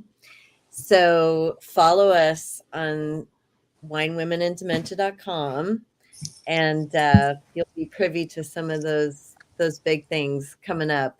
We're hoping to release the film probably mid-November, December. So, but right now we're just doing the circuit and seeing what we can get. So. And Kitty and I will be talking, because I am speaking with Prestige Theaters. They've got 2 in Washington, and the only other one they have is right here. We walked to it, and it is the Cinema in Independence, Oregon. And the assistant manager I talked to is so excited. And so now I'm talking to headquarters, but I don't want to mess with whatever is supposed to happen in the festival preview, all that kind of stuff. So we'll make sure that anything that might happen here won't mess with what you're doing there. It will only improve and get it out there. And I did get to watch it as part of the CARE colloquium. I got to watch that and go, oh, that is, I'm going to jump over to, I'm sorry. One reason why the film isn't out yet is because we've decided to go festivals. Festivals are very specific about where you can and cannot show the film. Some could care less. Some are like, if anybody else has seen it, you're not in this festival anymore. So we're just being very careful until November. So yeah, thank you for having me, and it was great to spend an hour with you all. Thank you. JJ, you launched and now it's 2 months ago, just because it's March 1st. Right. But in January, you launched. So go ahead and talk about that again and where people can contact you. So we launched January 24th. Our new podcast drop every Tuesday. And you can find us on all the social media platforms. So we're out there, myself and the sisters. So we're on, of course, Instagram, Facebook, Pinterest, YouTube, Natalie. So everywhere you can find us. And then, of course, we're on all of the podcasts, the places that you listen to your favorite podcast. But we also have, because we don't have enough things to do, we also have a new project that we're starting. So what's coming down the pike with the sisters, we have a group that we're opening on Facebook, and it's called Sisterhood of Care, which was our original, that's our parent company that we started. And it's called the Sisterhood of Care Community. We'll be putting more information out on our Facebook page and then pushing it out with our newsletter. But our Confessions of a Reluctant Caregiver, our goal is always to educate, relate, inspire, and laugh. And our background, we all have different hearts, where we believe. That was why we were put here, is to really serve. And the Sisterhood of Care, our goal with it is to relate, educate, inspire, and to serve. And so what we want to do is build a community that not only offers the resources, because everybody wants to make sure resources are out there, because Maxwell, I did not know about that. And we need to talk. I'm like, that is a great resource. Yeah. I could have used that. But we also want to put caregivers together because we can help one another. We're all tired, but we also can help one another. And if you didn't see mine and Natalie's our experience into respite care, because we're the long-term caregivers, where we stepped in with our mom and we're like, okay, we're here to do respite. We felt like those people on the home makeover show, Ty Pennington, because we showed up as kind of a surprise for Emily to say, okay, we're going to do respite for a week. All people that are caregivers kind of deserve those gifts in life, and that could be a coffee cup, that could be something, but everyone deserves some sort of present and a blessing, and that can be anything. And so that's kind of what the Sisterhood of Care is, and that'll be coming out. But that's kind of our what we believe we should do is to serve. And so that's our next project. And so we'll be tapping into everybody to say, help us serve. We're going to go out to the churches, the community, and because we think there's a lot of opportunity there. Awesome. Woo! Another plug for Maxwell, for Peel Aways. Yes. Lorette. Yes. I needed that last decade. And it was available. It was available and maybe had some different iterations and different names and everything, but nobody around here knew about it. Even the company that I worked for hadn't discovered it. So crazy, good networking, finding out stuff. Lorette, you were on Confessions of a Reluctant Caregiver. What I can't remember is the title of the book that you wrote about and for your brother. This is the book I wrote about and for my brother, and it's called The Tale of Somebody I Know. Is that what it's called? Yes. Oh, The Tale of a Hero I Know. I didn't even remember my own book title. The Tale of a Hero I Know, because it's so funny because with both books, the title came much later. So it's The Tale of a Hero I Know, and it is about my brother, who is the caregiver hero. So yeah. Did you say it's available on Amazon? It is. It is. And I've already had The Tale of a Hero I Know. If you look up Lorette Fagini, I'm the only Lorette Fagini. You can't miss it. You said your name right. I haven't done that before. Either you said I it right. Right, or you said it right. I don't even know. No, you said it ask me. right. And I've never said it right. So yay. Okay. Another thing. Okay. And of course, there's Lola. And there's Lola. And Lola is going to appear again. There is an ex-colleague of mine who takes mini therapy horses to assisted living communities in the East Bay, and she's been doing it for a while. That's and I've amazing. Always admired her, right? And she bought the mini horses specifically for that, and treats them wonderfully, and has always been involved with animals. And so I've always admired what she's done she's been doing it for several years, and it was kind of funny. Oh, there's Francesca and her mini horses. But she shared, when I got the idea to incorporate that into the sequel to Lola, I went out and visited the therapy horses with Lola, with a stand-up life-size version of Lola. And we really got to see it and see some of the pictures with the horses and the residents at the assisted living community. So, spoiler alert, when Lola's Babu, her grandmother, passes away, in a way to honor her, she actually is the one that has the idea to bring these mini horses, because her grandmother always loved horses. So she will be visiting the residents at the assisted living communities and following, creating a legacy for her Babu, her grandmother. So that's in the works right now. It's probably going to take a little bit since we just finished The Tale of a Hero I Know. But that's a passion project that I'm working on. And this year I'm committed to I don't have a website yet. I've bought 5 million names of websites, so I have tons of website names.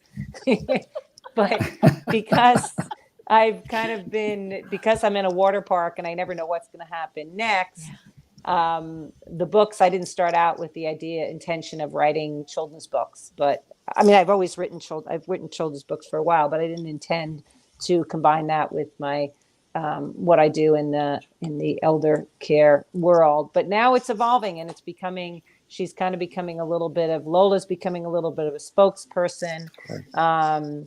And so she deserves to sit on a site. She actually has a site now, but I haven't put it together. So my goal this year is to put it together. So you can find me. I'm very active on LinkedIn, as you saw, just talking about all the aspects of family caregiving, which is about, a lot about self-care. And I do manage my mom's Facebook page. So we've been pulling out a lot of that history. I forgot who was talking about it. Oh, Fred, I think it was you, of pulling out stories.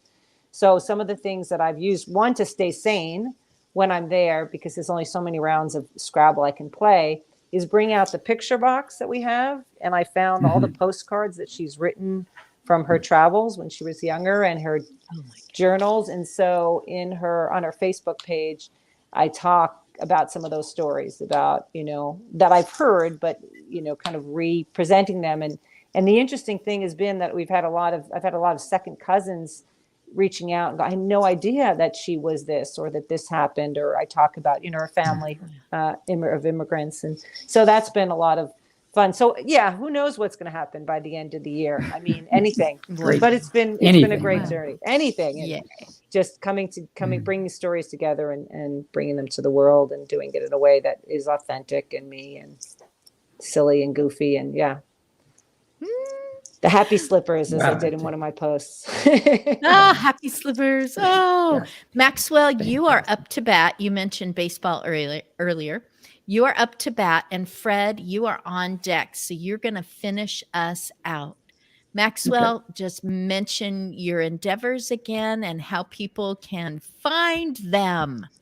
Yeah, I almost feel bad that people have been caregiving for the past 10 years not knowing about Peelaways. And obviously it's one of my ultimate goals, selfishly and professionally, and just knowing that it works, right? So my theory is it's worked with a few 100,000 customers I have to date. I know that the other 68 million Americans that are in the same similar situation, the products are proven to be softer than traditional bedding. Each layer, first question everybody always asked, is it waterproof? Each layer is incredibly soft.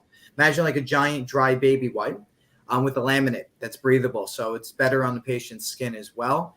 I'm going to hate to say patient, loved one, whoever you're caring for. And each layer, I never thought I'd be in this business. Feces, incontinence, or blood are guaranteed not to penetrate from layer to layer. And then that mesh you simply just throw out. It's called Peelaways. You can find us on peelaways.com, and you can find us all across Amazon. It became a need for this community, and we're working to just let everybody know that we exist and that we're here to help. That's probably the best part of the business, where it's not a gimmick, it's not a holiday present, it's here to help. And it becomes part of your lifestyle. And I'm just proud to be there every day. Because I guarantee once you start using it, and me personally, you'll be like, that Maxwell, I remember. So good or bad, bad or good, I appreciate being part of this group and part of all of your journeys if you end up using the product. And I truthfully, hopefully help. It helps with your mental, your physical, and the person for your caring strength. Something as simple as a disposable peel-away bed sheet.